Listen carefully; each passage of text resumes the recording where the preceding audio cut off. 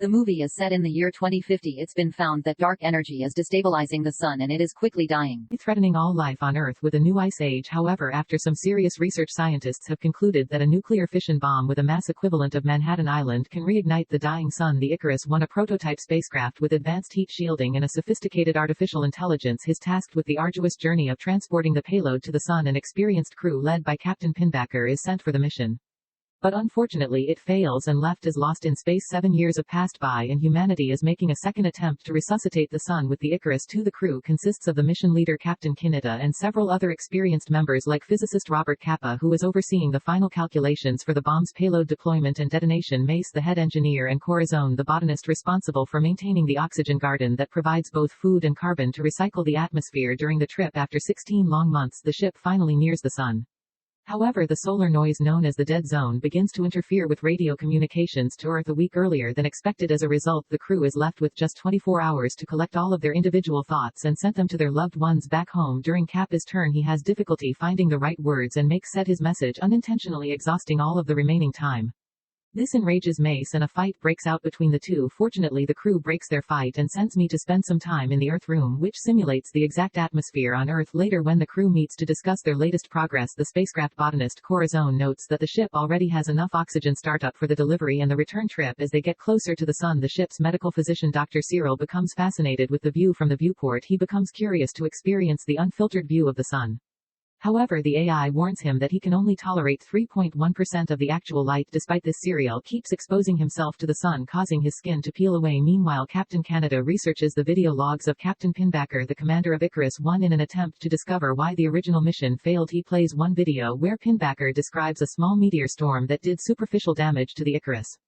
When the ship approaches, Mercury communication specialist Harvey picks up a signal from the Icarus I's distress beacon. However, he only hears faint signals because it was amplified by the iron in Mercury's mass. He becomes sure that some of those aboard Icarus I could still be alive and discusses with his crew whether the current mission should be altered in order to check on the Icarus I's distress beacon. As expected, Mace is not happy with the suggestion and he tells everyone that it's a dangerous mission. However, Dr. Searle contradicts that diverting to the Icarus could possibly add a second bomb and having two could be advantageous if something was wrong with the first one. This results in a heated discussion and Captain Canada puts an end to it by handing the decision to the ship's most informed person in these matters, their nuclear physicist Robert Capa. However, Capa also has a hard time making a decision. Left with no choice, he flips a coin which finalizes them heading to rescue Icarus I. What? No, you're not Two-Face, your Scarecrow.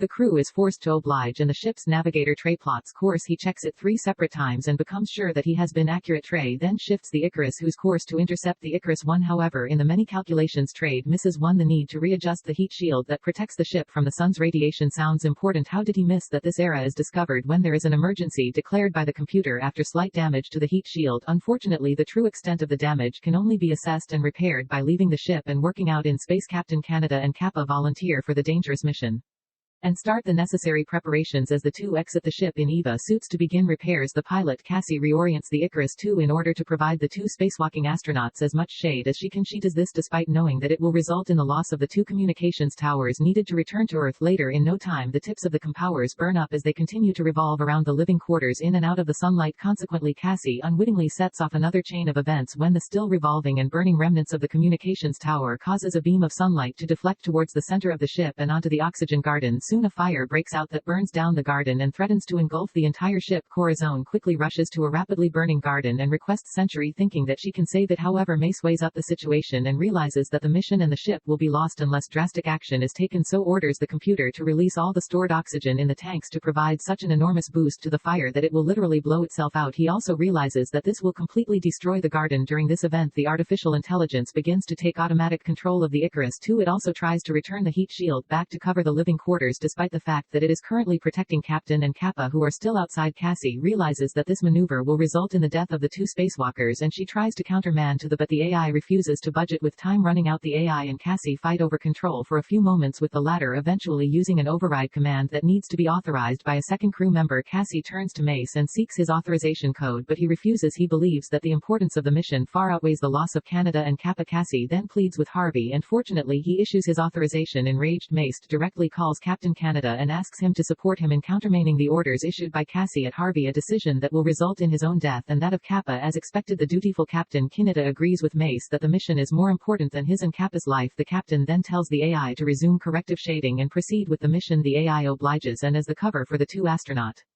is diminished, Kaneda orders Kappa to go back to the safety of the ship as he patches the last of the heat shield damaged by himself. Kappa reluctantly complies, and shortly after Kaneda fixes the remaining damage, he is exposed to the sun and killed because of the loss of their oxygen garden. The crew is now forced to intercept Icarus. One Trey panics and starts blaming himself for the incident, hence the crew puts him inside an isolation room so that he doesn't commit the unthinkable. In the next scene, the ship eventually reaches Icarus. One Searle, Kappa, Mason, Harvey board the ship through an airlock and to discover that there is enough food, a flourishing oxygen garden, and a workable payload aboard. However, there has been extensive damage to the ship's computer servers which will not allow the ship to move. The crew also video log from the late Icarus once Captain Pinbacker. In the video, Pinbacker is sporting signs of disfigurement and suggests that the ship's crew chose to scrub the mission believing that humanity's impending destruction was God's will. That's what happens when you send a religious guy to do space science. Additionally, all crew members of Icarus 1 are found burned to death in the viewing room, which is a result of the protective filter being turned off. As the group continues investigating, the airlock connecting the two shifts gets mysteriously destroyed and both shifts hold apart. The crew inside Icarus 1 panics and looks around for ways to escape. They eventually find one EBA suit, and Mason Searle decide that Kappa should use it as he is the only one able to deploy the payload. Why was Mace cool with Kappa dealing earlier then? However, communication specialist Harvey, who is also the new captain following Kinida's death, wants the suit for himself. This results in a brief argument, but Harvey is eventually dismissed. The crew then decides amongst themselves that Searle will stay back at Icarus 1 to manually open the shafts while Harvey and Mace use the insulation of the ship to cover themselves so that they can hold on to Kappa as he is shot towards the Icarus 2. Unfortunately, during the attempt, Kappa and Mace make it to the Icarus 2, but the former loses his grip on Harvey. As a result, Harvey drifts off into outer space and is frozen. His body can be seen breaking apart when it collides with the ship. When his corpse leaves the protection of the heat shield, it's a way to go. Meanwhile, Searle enters Icarus 1's viewing room to prepare for his death. And as soon as Icarus 2 leaves, the shielding from the sun is gone and Searle is burned to death. Back at the Icarus 2, Cortisone calculates how much oxygen they have and how much they need to complete the mission. After a bit of research, she concludes that there is enough oxygen for 4 of the 5 of them to live and deliver the payload. Realizing the Trey is the biggest liability, the crew reluctantly finish them off. However, when Mess goes to carry out the act, he finds Trey has already committed the unthinkable, the psychotic Mace that viciously smears some of the blood on Kappa's hand, blaming him for Trey's death. Soon a fight breaks out between the two, but it doesn't last long as they have trouble breathing. Kappa immediately heads to the payload room and learns from the AI that there is still not enough oxygen for all of them to live until they deliver the payload. This puzzles Kappa as Cortisone did the math and there should be enough oxygen for all 4 serve. Surprisingly, the AI tells him that there are actually 5 people on board the ship at the moment and the 5th person is in the viewing room. Stunned, Kappa races to the viewing room and discovers that Pinbacker, our captain of Icarus 1, is still alive. He is terribly burnt everywhere on his body and is clearly psychotic. It is also revealed that he is the one who destroyed the airlock connecting the two ships earlier. Pinbacker slices the wound in Kappa's chest with a stolen scalpel and chases him through the ship. Kappa makes it to a suit room and locks himself in. However, Pinbacker pulls the safety lever and traps him in the room. The lunatic then removes the Icarus whose computer servers from their coolant, causing the entire ship to shut down. Here it is revealed that he did the same on his own chef, and that is how his crew died. Unbeknownst to all of this, Corazon finds a tiny seed length growing out of the burnt soil in the burned out oxygen garden. This gives her and the mission hope of not just survival but even returning to Earth. Excited, she calls out for Kappa and Cassie, but attracting the attention of Pinbacker, who brutally murders her. Elsewhere, Mace goes into the cooling unit to fix the Icarus use mainframe. By immersing himself in the coolant, he somehow manages to get the power back on, but in the process becomes severely frostbitten. On the other hand, Pinbacker starts going after Cassie. He chases her throughout the ship, prompting her to hide in the nuclear payload. Meanwhile, trapped in the EVA suit room, Kappa talks to Mace before he dies. Mace, in agony from the freezing coolant, tells Kappa not to worry because he's Cup in New York City in about 70 years. Wait, what is it? Oh sorry. He tells Kappa that he'll have to manually decouple the nuclear payload from Icarus and fly it directly into the sun. He eventually passes away while begging Kappa to complete the mission. Later, Kappa punctures the inner door with a welding torch and escapes from the room by donning an EVA suit. He then decouples the payload and walks to the front hatch of the ship as the payload and Icarus to drift apart. Kappa uses the propulsion unit of his EVA suit to fly to. As soon as he lands, the payload's thrusters fire and burn up part of the Icarus 2, causing the ship to explode. Shortly after, Kappa goes into the payload to manually pilot and ignite it. There he finds a distraught Cassie and tries to help her up, but just then the psychotic Pinbacker arrives at the scene and ambushes Kappa. He starts rambling about God and is about to finish off Kappa, but fortunately Cassie comes to the rescue. The two then double up. and eventually escape Pinbacker's clutches. By this time the payload is near to the best. Kappa sees Pinbacker on the edge of the bomb but decides to concentrate on the task at hand. He quickly ignites the payload and starts the nuclear reaction. In no time the sun bursts in the large flames and Kappa stares into it as if he has found peace. He even touches the flames before dying. Back on Earth, Robert, Kappa's sister, and her children are outside in a park covered with snow as she watches the last message sent to her by Kappa. The movie ends as the sun finally comes out after years and brightens the frozen. The movie is set in the year 2061. The sun is going through a rapidly deteriorating phase and will soon turn into a red giant. This threatens to engulf the Earth's orbit within 100 years and consequently destroy the blue planet in order to survive the destruction of Earth. Human society has gone through a drastic change, putting their differences aside. All the countries of the globe have been merged to form the United Earth Government, or the U. Since then, the UEG has initiated a daring project known as the Wandering Earth Project. The plan is to drive the Earth to its new home, the Alpha Centauri, which is a gravitationally bound system of stars and planets. Much like the Solar System, it is 4.37 light-years from the Sun. The Earth is predicted to take around 20 years to complete her journey to this new solar system. Moreover, the project has deployed 12,000 enormous fusion-powered Earth engines built across the northern hemis. It has also employed torque engines along the equator to slowly propel the entirety of planet Earth out of the original orbit.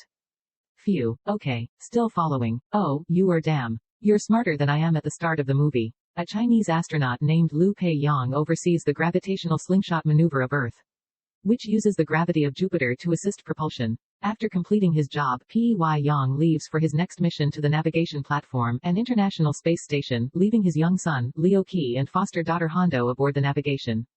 Leo's job is to help navigate the Earth along its interstellar journey. Several years passed by and much of the human population has died out due to the multiple violent natural disaster. This includes gigantic tsunamis that occur after Earth's rotation is brought to a halt. Moreover, as the planet distances from the Sun, most of the surface becomes frozen solid. As a result, the remaining humans are forced to live in vast underground cities, built adjacent to and under to several Earth engines. 17 years later, it is the Chinese New Year of 2078, and Peggy Yang and his colleagues are set to return to Earth after finishing their work at the International Space Station. Elsewhere, Pei-yang's son, Leo Qi, has now grown into an adult. He works as a machinist of heavy trucks. Most remaining humans who now live underground rarely get a chance to see life on the surface of the Earth, including Leo Qi. He's always wanted to go on a ride on the Earth's surface, but it's nearly impossible due to the catastrophic climate. However, one day he decides to fulfill his dream one way or another.